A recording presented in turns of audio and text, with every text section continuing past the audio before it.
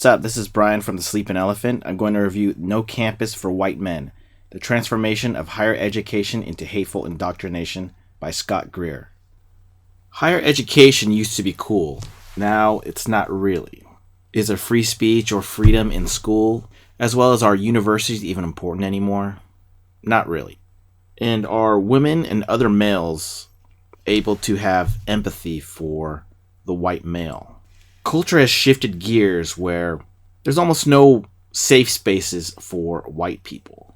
There are always cultural issues, there's white guilt, blaming white males are ruining everything and have ruined everything, hashtag the chalkening, being politically correct, microaggressions, having racially charged feuds with black and white drama. Milo Yiannopoulos actually wrote the foreword to this book.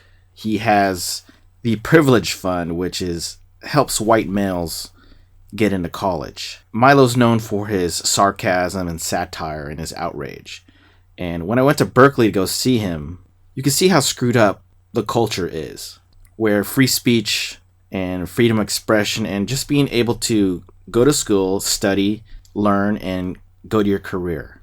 And I don't think school is as important anymore. You see from my other video with Patrick Bet-David, Drop Out and Get Schooled, is you can learn mostly everything by reading, YouTube, getting mentorship, taking action, and learning from that. And Scott Greer is a journalist for, I believe, the Daily Mail. So he's heavily involved in the echo chamber and the politics of journalism.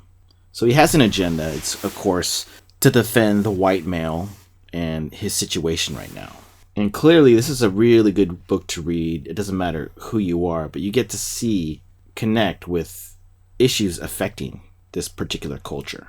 I initially wanted to see Milo and Ben Shapiro out in San Francisco, but they canceled it about a year ago. I ended up going to the Berkeley riots, which is really crazy. I didn't expect it to get that wild. I learned what the mob is. They didn't really want to hear Breitbart journalists kind of slathering mud and tarring anyone on the right wing as alt-right, and you have to come up with funny tactics such as Pepe the Frog, or to silence a gay conservative. The most important chapter to read is the chapter on victimhood. How cowardice and victimhood are related, tactics for retribution, transsexual victimhood, SJWs, how they use a noble victimhood to press the agenda. All kinds of vocabulary that you probably have heard of, triggering safe spaces, mansplaining, manspreading, catcalling, being nice even. School is full of bureaucrats, and they gotta make money no matter what. The professors still get paid. There's a 1 in 5 Mark Twain statistics. No means no in Cali. The artful dodginess of feminism. Guardians of civil rights and equality without individualism and or merit. And this is something for the females to consider, to understand, is rape culture and feminism. For the future, you do want beautiful grandmothers. In terms of the manosphere and the alt-right, they are countercultures that are going to benefit. It can't get any worse. So you can see someone like Mike Cernovich, where you have to have a masculine identity. You'll see people on the right become anti-feminist or become at odds against this white male, patriarchy or whatever. And there's obviously different groups where the alt-right, or whatever that is, the new right, is considered more of a social and political movement, whereas a manosphere does include all males. And I do think the author was trying to clearly state that you don't want to put things in a victimhood for yourself, being a white male. You don't want to be a victim. Is it anti-white as well? Are you being vague, or anti-white male?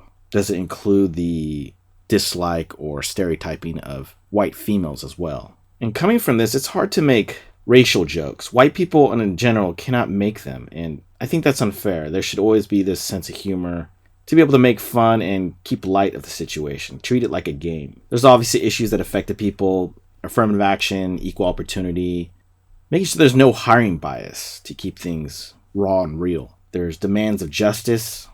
And something I don't really care about is, I didn't go to a university, so I don't really connect with this, is frats and sororities are bunk. They're groups that are being attacked, but who really cares? It's just, it's good to have these groups, but to me it's like an extension of high school. And it's important to be an individual, where you'll see school dying. You'll see more males not even going to university. In the States, about 57% are female.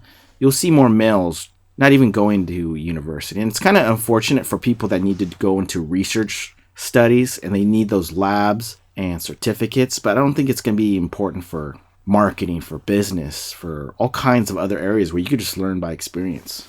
I do believe men in general need to create tribes. Being an individual, but you have tribes of different groups of people. You need to be able to connect. You can't have just feminists really destroying every single group we make. And I didn't really realize this, is that some white people were clicking Native American on their resumes or applications to get a better edge.